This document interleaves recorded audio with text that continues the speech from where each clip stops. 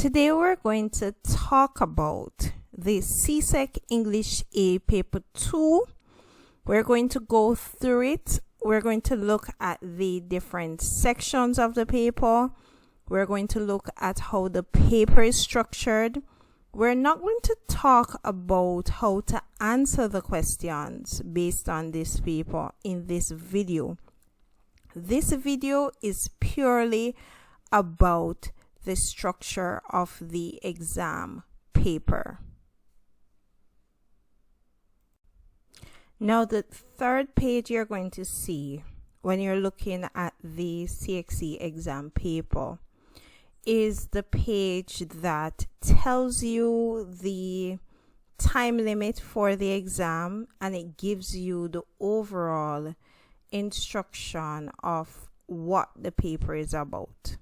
So let me explain. So we know we're doing or looking at the English A exam. We know our time limit is 2 hours and 40 minutes. And then we know that the paper is divided into 4 sections. And these sections are A, B, C, and D. We also know from the instructions on the paper that for section A, we answer 1 question. And this is a compulsory question, meaning you must answer the question. Section B is another 1 question that is compulsory, you must answer. Section C, you're given 2 questions, but once again you answer 1 question from this section. And section D, you're given 1 question and you must answer this question. Notice it says do not write in the margins of the paper, and just a reminder, the papers are scanned and sent off, or rather uploaded, to be marked. So if you write in the margins of the paper, chances are your writing might not be picked up by the scanner when it's being scanned. And finally, it tells you that you have extra pages and you should write in the sections of the paper that is provided. Section A of the paper, the suggested time is 40 minutes to complete this section. You, once again, as stated previously, you must answer 1 question. There's 1 question in this section. It's a compulsory question, and you must answer the question. Now, if we scroll down, we see that section A is what I love to call summary writing. That's it. And you're given a passage and you must summarize said passage, right? So this section is marked out of 25 marks.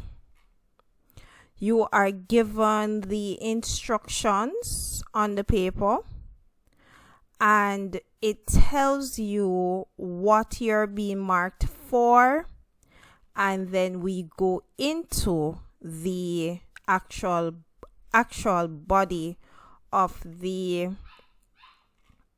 passage. A, you're given numbered lines in order for you to list your 5 main points based on the passage. Please note that out of the 25, this is marked out of 5. So for the summary, 5 out of the 25 is for content, and you list your main points here, and then following this, you then write your summary, right? And notice here, it says 20. So the actual body of the summary is marked out of 20. Your 5 main points that are listed is marked out of 5. The suggested time for section B And this is the expository writing section. Once again, this is a compulsory section. You are given one question and you must answer the question, right? And as you can see, this is question 2, and this is marked out of 30 marks, and you're given the question, the situation, and you answer the question. Once again, you are in the question indicates what you're being marked for, or the format of the question right along here, and it tells you that it must be in continuous prose. So for section C, you are recommended to use 45 minutes to complete this section. You are given 2 questions and you answer 1. This is the narrative writing section.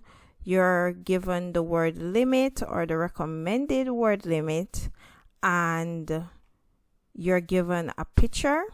This is a writing prompt, followed by you're given a couple of sentences that you must include in your story. Now, this is marked out of 25 right here. Once again, the question outlines how you're going to be assessed right here, and it tells you the pages on which you should write your response. The final section of the paper, section D, recommended time. To complete the section, 45 minutes. You're given 1 question, compulsory. You must answer that question. You're given your recommended word limit. And once again, the pages that you're going to write your response. It tells you that you must write in standard English. It tells you what you're being marked for. And I love this.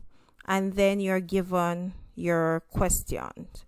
Now, the mark allocated for this section is 25 marks. For each section of the paper, you are given a box. And for this box, you are given this box to write your notes. And so as you're doing, you can think of it as rough work. You can write your notes. You can structure your essay right here. You can write the main points of your summary. And so notice it says this section will not be marked. So it's there for you to use. And followed by this, you have your question, your writing sheets rather. And so this is provided for you. Let me make this smaller so you can see the actual layout of the page, right? And it tells you, the question tells you which page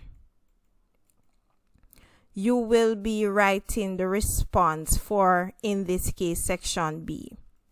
And for section B, because it is 1 question in the section, the page highlights the question that you're responding to. However, for section C, because you have 2 options in section C, you write the number for the question that you're responding to. Now the last section is section D. That's question 5 on the paper. And after the last writing page that you have for question D, notice it says end of test, and then it goes on to extra space. So the booklet on which you're completing your exam provides extra writing space for you if where your allocated pages are for the different sections. If you have to write more, you can use your extra space. Always remember when you're doing so to indicate the question that you are responding to on the extra space, and you go to the end of the page. Let me go here, and you can write C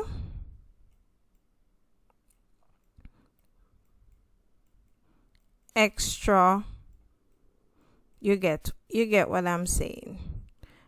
I'm writing with a mouse, so it's a little difficult. C extra space.